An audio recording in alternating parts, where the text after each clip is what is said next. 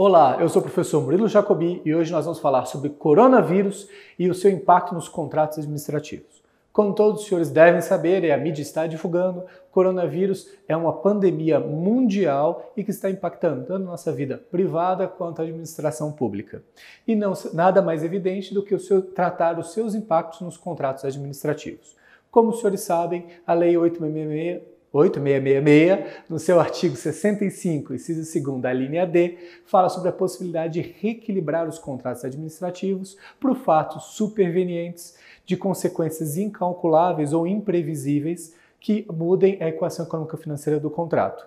Nesse sentido, a gente consegue trazer aqui nesse vídeo 3 exemplos de impacto em contratos administrativos do coronavírus. O primeiro deles, quando a gente fala sobre, o primeiro e o segundo, sobre contratos de terceirização de mão de obra. Veja, alguns órgãos públicos têm suspendido algumas atividades, alguns órgãos públicos têm suspendido a entrada de visitantes, alguns órgãos públicos têm suspendido até a operação dos seus serviços não essenciais por conta do coronavírus. Nesse sentido, pode acontecer um reequilíbrio para redução do contrato administrativo, se for do interesse da administração reduzir a quantidade de pessoas durante determinado período no contrato com o particular de terceirização de mão de obra. Afinal de contas, se eu não tenho mais visitantes, se eu tenho a redução dos visitantes ou se eu tenho vários servidores públicos em teletrabalho, eu não preciso de tantos cargos de secretaria, eu não preciso de tantos cargos de copeiro, às vezes até faxineiro pode ser reduzido para reduzir o trânsito de pessoas e reduzir o vetor de contaminação do coronavírus. Nesse caso, pode-se sim ser reduzido o contrato de trabalho, o contrato administrativo de terceirização de mão de obra, com a efetiva redução dos custos proporcionais.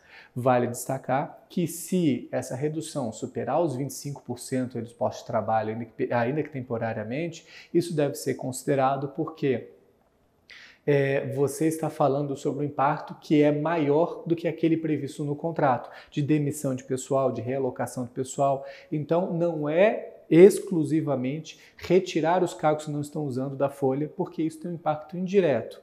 Se superar os índices previstos como demissão de funcionários na vida útil do contrato. Para quem não está ligado no que eu estou falando, o contrato administrativo prevê que eu vou desligar 100% dos meus funcionários ou 105% dos meus funcionários, 5% ao longo da vida do contrato e 100% ao final do contrato.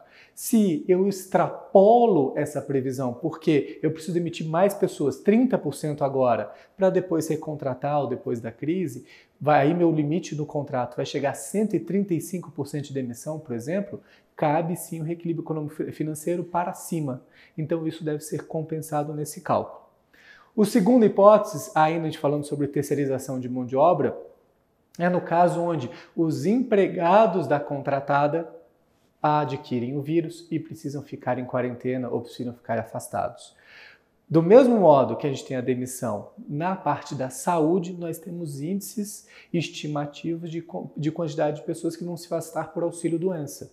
Afinal de contas, a empresa terceirizada tem a obrigação de substituir os seus empregados doentes imediatamente, e isso é um custo. Então, se na estimativa do contrato estamos falando aí de 5%, 20%, 30% de pessoas que costumam pedir auxílio saúde previsto na planilha, se esse número extrapola para 50%, 70%, 80% por conta de uma pandemia, isso sim gera o reequilíbrio econômico-financeiro do contrato para majorar os custos administrativos desse contrato.